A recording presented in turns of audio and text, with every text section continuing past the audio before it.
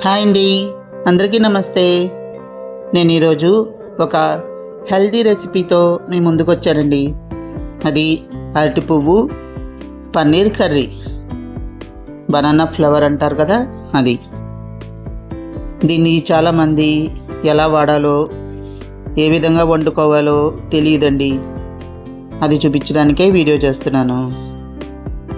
ఈ అరటి పువ్వుని క్లీన్ చేసుకోవడానికన్నా ముందు ఇలా గిన్నెతో నీళ్లు తీసుకుని వాటిలో కొంచెం పెరుగు కానీ మజ్జిగ కానీ వేసుకుని పల్చగా మజ్జిగ నీళ్ళలాగా చేసుకోవాలి. అరటి పువ్వు క్లీన్ చేసిన దాన్ని ఇందులో వేయాలి, లేకపోతే నల్లగా మారిపోతుంది. వీటిని పిల్లేళ్ళు అంటారు. పిల్ల వేళ్ళుల్లో ఉంటాయి కదా, అందుకని పిల్లేళ్ళు. దీన్ని దొంగాడు అంటారు. లోపల దాక్కుని ఉంటుంది, అందుకని. దానికి పైన ఇలా హెడ్ లాగా ఉంటుంది, అగ్గిపుల్లగా ఉన్నట్టుగా ఉంటుంది. మిగిలిన వాటికి ఉండదు, అలా ఒక్కటే ఉంటుంది. దాన్ని తీసేయాలి. దొంగళ్ళు పిల్లేళ్ళు తీసేయాలి. ఈ విధంగా పైన లైట్గా రబ్ చేసి దొంగళ్ళు పిల్లేళ్ళు తీసేయాలి. తీసి క్లీన్ చేసుకున్న వాటిని ఈ మజ్జిగ నీళ్ళల్లో వేయాలి, లేకపోతే నల్లగా మారిపోతాయి అవి. చూడ్డానికి కూర అందంగా కనిపించదు. కొంచెం ఈ పని ఒక్కటే దీంట్లో మనకి లేట్ అయ్యేది. మిగిలిన ప్రాసెస్ అంతా చాలా ఈజీగా అయిపోతుంది. ఇవి చిన్న వచ్చేసాయి. ఇంకా మనం తీయగా ఇవి చిన్నగా అయిపోతాయి. అలా అయిపోయిన తర్వాత ఇంకా పిల్లేళ్ళు ఉండవు, దొంగళ్ళు మాత్రమే ఉంటాయి. ఇలా చేత్తో నెమ్మదిగా గిల్లేసి తీసేయచ్చు. ఈ స్టేజ్లో ఉండగా చూపిస్తున్నాను మీకు నేను. ఒక్కొక్క లేయరు తీయగా చిన్నగా అయిపోతూ ఉంటాయి. లాస్ట్లో ఇలాగా శంఖంలాగా మిగులుతుంది, దాన్ని శంఖం అంటారు. దీన్ని కూడా మనం కూరలోకి వాడేసుకోవచ్చు, ఉట్టిగా కూడా తినచ్చు. నాకు ఉట్టిగా ఇష్టం, నేను అందుకని ఉట్టిగానే తింటాను దీన్ని. చిన్నప్పుడు ఈ శంఖం కోసం బాగా దెబ్బలాడుకునేవాళ్ళం ఇంట్లో చిన్నపిల్లలందరం.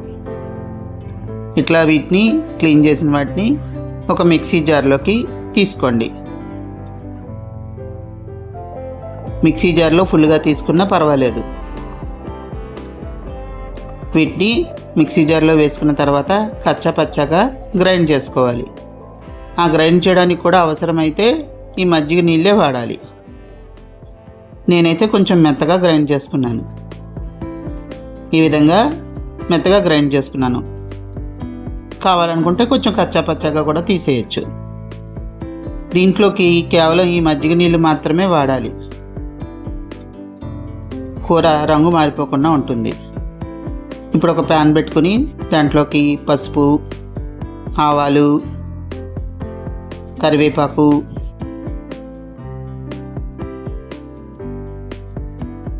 జీలకర్ర, ఎండుమిర్చి మీ కారానికి తగినట్లు వేసుకోండి. మేము కారం కొంచెం తక్కువ తింటామని 2 వేశాను. ఇంగువ,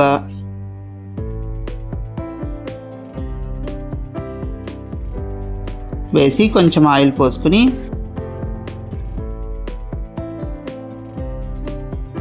వేసిన పోపు అంతా కొంచెం ఫ్రై అయిన తర్వాత మనం ముందుగా గ్రైండ్ చేసి పెట్టుకున్న దాంట్లోకి కొంచెం మజ్జిగ నీళ్ళు వేసి ఇలా కొంచెం గట్టిగా పిండేసి మనం పోపులోకి దీన్ని వేసేసుకోవాలి. ఇలా మొత్తం దాన్ని గట్టిగా పిండేసి వాటర్ లేకుండా దీన్ని ఇలా వేసేసుకోవడమే. మొత్తం అంతా వేసేసుకున్న తర్వాత ఎక్కువసేపు పట్టదండి. ఇంకా మనకి గ్రైండ్ చేయడం వరకునే పని ఉంటుంది. ఆ తర్వాత పని చాలా ఫాస్ట్గా అయిపోతుంది. ఈ కర్రీని 3-4 రకాలుగా చేసుకోవచ్చండి. తగినంత ఉప్పు కూడా వేశాను. నేను ఇప్పుడు మీకు ఒక ప్రాసెస్ చూపిస్తున్నాను. దీంట్లోకి పన్నీర్ ముక్కలు కూడా వేసేసుకోవాలి. పోపు వేగిన తర్వాత మనం అరటి పువ్వు వేసిన తర్వాత మ్యాక్సిమం 3 మినిట్స్ అండి, అంతకన్నా అవసరం ఉండదు. ఇందులోకి పన్నీర్ వేసేసాము. ఇప్పుడు ఈ కర్రీని నేను కొంచెం డ్రైగా చేస్తున్నాను. కావాలి అనుకుంటే దీంట్లో ఆ మజ్జిగ నీళ్లు పోసుకుని ఇంకొంచెం గ్రేవీ కర్రీలా కూడా చేసుకోవచ్చు. అవసరానికి తగినట్లు ఆయిల్ కూడా పోసుకోండి కొంచెం. దీన్ని గ్రేవీ కర్రీలా చేసుకునే విధానం ఇంకొకసారి మళ్ళీ చెప్తాను. అరటి పువ్వు అస్తమాటికి దొరకదు కదండి. దొరికినప్పుడు ఈ విధంగా మనకు నచ్చిన కర్రీ చేసుకోవచ్చు. పాతకాలం వంట అయినా కొత్త రకంగా ఈ విధంగా చేసుకోవచ్చు. దీంట్లో చాలా హెల్త్ బెనిఫిట్స్ ఉన్నాయండి. కిడ్నీకి, లివర్కి చాలా మంచిదండి ఇది. అంతేనండి, కర్రీ రెడీ అయిపోయింది. సర్వ్ చేసేసుకోవచ్చు. పిల్లలైనా పెద్దలైనా ఎంతో ఇష్టంగా తింటారు. ఒక్కసారి ఇలా చేసి పెట్టండి. ఆరోగ్యానికి ఆరోగ్యం, రుచికి రుచి. Curry ready. మీ అందరికీ నా ఛానల్ నచ్చినట్లయితే please like, share, subscribe. Thank you. అందరికీ ముందుగానే హ్యాపీ న్యూ ఇయర్. అందరూ చక్కగా మంచిగా సెలబ్రేట్ చేసుకుని కొత్త సంవత్సరం అందరికీ బాగుండాలి.